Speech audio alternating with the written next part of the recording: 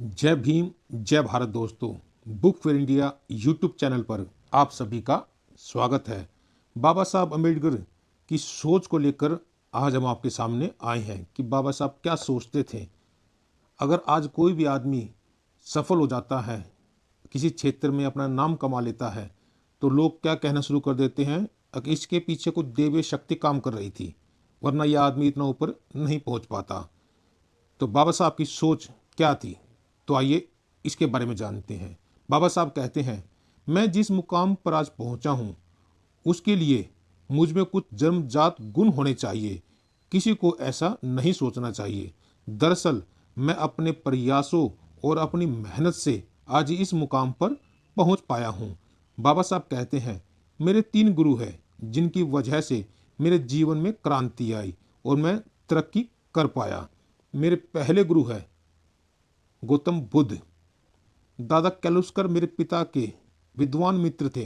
उन्होंने गौतम बुद्ध का चरित्र लिखा था। एक समारोह में कैलुस्कर गुरुजी ने मुझे बुद्ध चरित्र भेंट किया।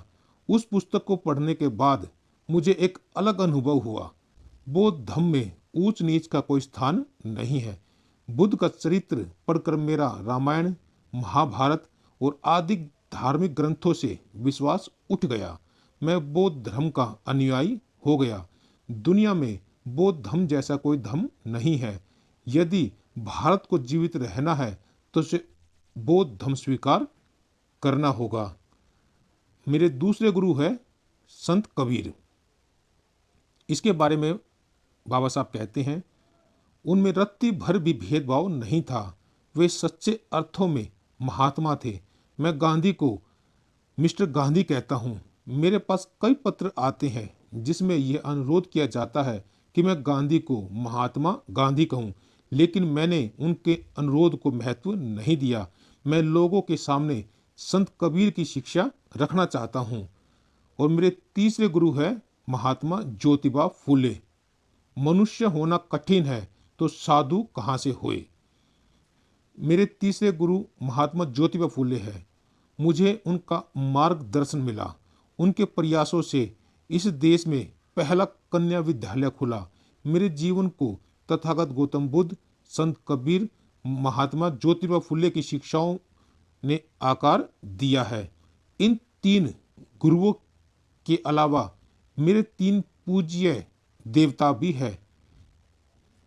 पहले देवता मेरे प्रथम पूज्य देवी है विद्या। बिना विद्या के कुछ भी संभव नहीं। इस देश में बहुसंख्यक समाज निरक्षर है। बुद्ध को ब्राह्मणों द्वारा शूद्र कहा गया, लेकिन बौद्ध धर्म में कोई जाति नहीं और शिक्षा अर्जित करने का कोई निषेध नहीं है। मनुष्य को भोजन की तरह ज्ञान की आवश्यकता भी होती है। ब्राह्मणों ने दूसरों के ज्ञान ग्रहण करने पर रोक लगा दी थी। उन्हें शिक्षार्थियों की जुबान काट दी। इसी का परिणाम है कि देश में जब आज़ाद हुआ तो देश में मात्र 17 या 18% ही शिक्षित लोग थे, जबकि जहां बौद्ध धर्म है वहां 90% से ज़्यादा लोग शिक्षित होते हैं। हिंदू धर्म और बौद्ध धर्म के बीच यह एक मुख्य अंतर है। जिस तरफ से कोई सच्चा प्रेमी अपनी प्रेमिका से प्रेम करता है, उसी तरफ से मैं पुस्तकों से प्यार करता हूँ। यदि आपको मेरे दिल्ली स्थित आवास पर आएंगे तो आपको मेरी 20,000 चयनित पुस्तकों का संग्रह दिखाई देगा। मैं विनम्रता पूर्वक पूछना चाहता हूँ कि क्या ऐसा धन किसी और के पास दिखाई देगा। मेरा दूसरा देवता है स्वाभिमान। यह सच है कि मैं हमेशा विनम्र रहता हूँ। विनम्रता का अर्थ लाचारी नहीं है। मैं मजबूरी को बहाना समझता हूँ। मनुष्य को स्वाभिमान से जीना चाहिए।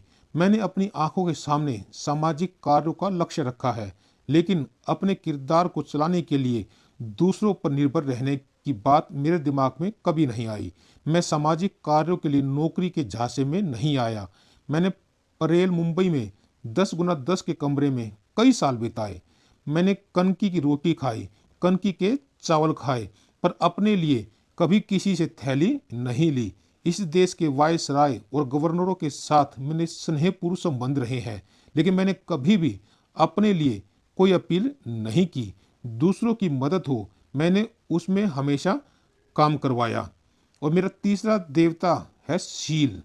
मैंने कभी किसी को नुकसान नहीं पहुंचाया या गलत नहीं किया।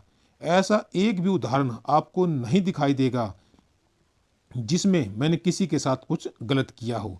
मैं सुप्रीम कोर्ट का जस्टिस हो सकता था, लेकिन क्या वह वहां अटक कर सामाजिक कार्य किया जा सकता था? मैं अपने विवेक के अनुसार कार्य करता हूँ। दूसरों को कैसा लगेगा मैं इस बारे में कभी नहीं सोचता। मैं भगवान पर विश्वास नहीं करता। मैं शील चरण को अपना देवता मानता हूँ। इस प्रकार की सोच, इस प्रकार के कार्य बाबा साहब ने अपने जीवन में किए, हमारे लिए, हमारी आने वाली पीढ़ियों के लिए, बहुजन समाज को शिक्षित करने के लिए। क्योंकि जिस प्रकार मनुष्य को जीवित रहने के लिए भोजन की आवश्यकता है, उसी प्रकार ही ज्ञान की भी आवश्यकता है। और ज्ञान प्राप्त होता है शिक्षा से, ज्ञान प्राप्त होता है किताबों से। तो मैं आपसे अनुरोध करूंगा कि किताबों को अधिक से अधिक पढ़िए और बहुजन महापुरुषों के जीवन से जुड़े हुए ऐसे ही किस्से सुनने के लिए book for India YouTube channel को सब्सक्राइब करें, लाइक करें और शेयर करें। तो मिलते हैं एक और वीडियो में। तब तक के लिए जय भीम, जय भारत दोस्तों।